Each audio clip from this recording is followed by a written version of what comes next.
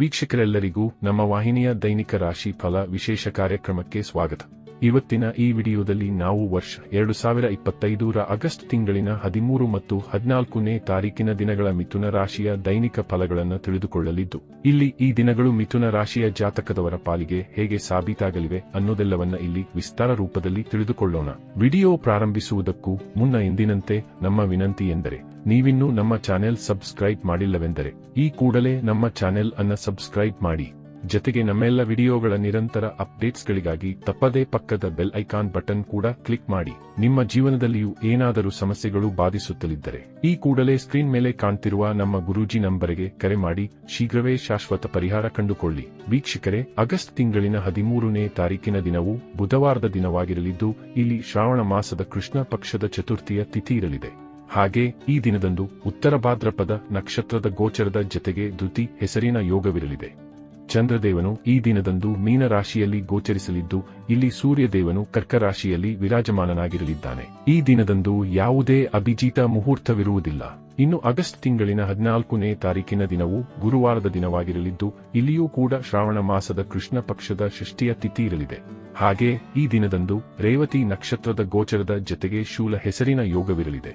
ಚಂದ್ರದೇವನು ಈ ದಿನದಂದು ಮೇಷ ರಾಶಿಯಲ್ಲಿ ಗೋಚರಿಸಲಿದ್ದು, ಇಲ್ಲಿ ಸೂರ್ಯದೇವನು ಮಾತ್ರ ಕರ್ಕ ರಾಶಿಯಲ್ಲಿಯೇ ವಿರಾಜಮಾನನಾಗಿರಲಿದ್ದಾನೆ. ಇನ್ನು ಈ ದಿನದಂದು ಅಭಿಜಿತ ಮುಹೂರ್ತವು ಬೆಳಗಿನ 11:59 ಹಿಡಿದು ಮಧ್ಯಾಹ್ನದ 12:52 ಇರಲಿದೆ. ವೀಕ್ಷಕರೇ, ಈಗ ಮೊದಲಿಗೆ ಇಲ್ಲಿ ಆಗಸ್ಟ್ ತಿಂಗಳಿನ 13ನೇ ತಾರೀಕಿನ ದಿನದ ಮಿಥುನ ರಾಶಿಯ ದೈನಿಕ ಫಲಗಳನ್ನು ತಿಳಿದುಕೊಳ್ಳುವುದಾದರೆ, ಈ ದಿನದಂದು ಚಂದ್ರದೇವನು ಮೀನ ರಾಶಿಯ ಮೂಲಕ ನಿಮ್ಮ ಕರ್ಮ ಭಾವದಲ್ಲಿ ಗೋಚರಿಸಲಿದ್ದಾನೆ.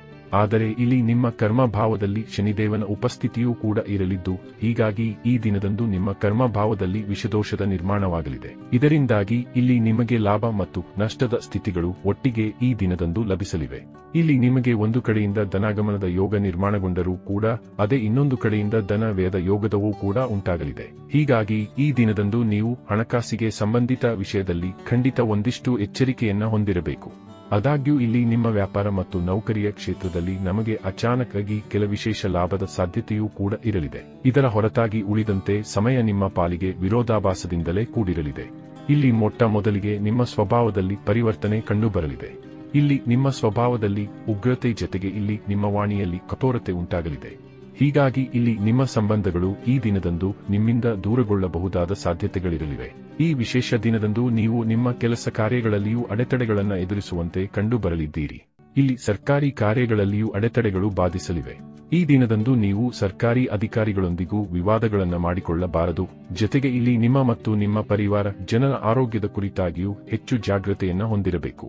ಇಲ್ಲಿ ಕೋರ್ಟ್ ಕಚೇರಿಯ ಮೊಕದ್ದಮೆಗಳು ಬರುತ್ತವೆಯಾದರೆ ಇಲ್ಲಿಯೂ ನಿಮಗೆ ಹಿನ್ನಡೆಯಾಗಬಹುದಾಗಿದ್ದು, ಈ ಸಂಬಂಧವು ಅಗತ್ಯ ಮುಂಜಾಗ್ರತೆ ಹೊಂದಿರಬೇಕು. ಇನ್ನು ಇದರ ನಂತರದಲ್ಲಿ ಆಗಸ್ಟ್ ತಿಂಗಳಿನ 14ನೇ ತಾರೀಕಿನ ದಿನದ ಮಿಥುನ ರಾಶಿಯ ದೈನಿಕ ಫಲಗಳ ಕುರಿತಾಗಿ ತಿಳಿದುಕೊಳ್ಳುವುದಾದರೆ, ಈ ಸಮಯ ನಿಮ್ಮ ಪಾಲಿಗೆ ಮಹಾಭಾಗ್ಯಶಾಲಿಯಾಗಿ ಸಾಬೀತಾಗಲಿದೆ.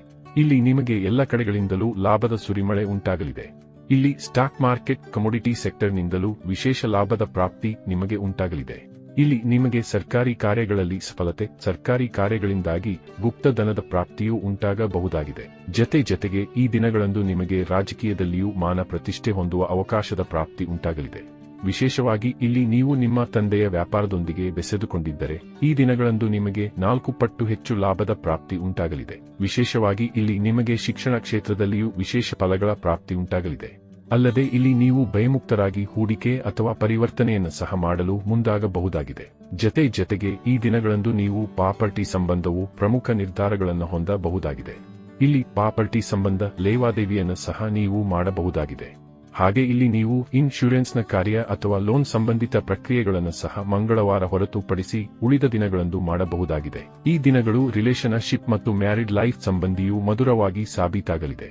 ಈ ದಿನಗಳಂದು ನೀವು ನಿಮ್ಮ ಪ್ರೇಮ ನಿವೇದನೆಯನ್ನು ಸಹ ಮಾಡಿಕೊಳ್ಳಬಹುದಾಗಿದೆ.